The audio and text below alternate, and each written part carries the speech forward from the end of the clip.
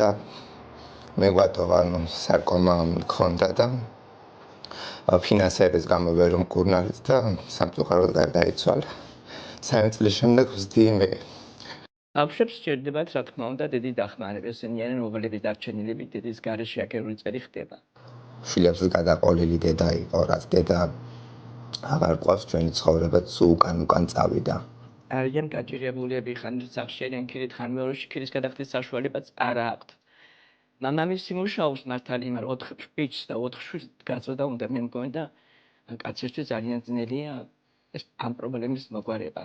ბავშვებს ასჭირდებათ ჩასაცმელი ახლა სასკოლები. ეს ბაგაჟში მიდის ოცნებობ იმაზე, რომ ჩემი საკუთარი სახლი მქონდეს და ჩემს მემთან ბედნიერად და კარგად ცხოვრობდე.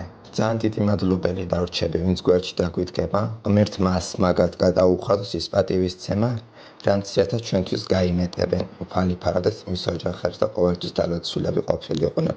გადარიცხეთ ნებისმიერი თანხა ჩერნოვეცკის ფონდის ოფიციალური საიტის მეშვეობით.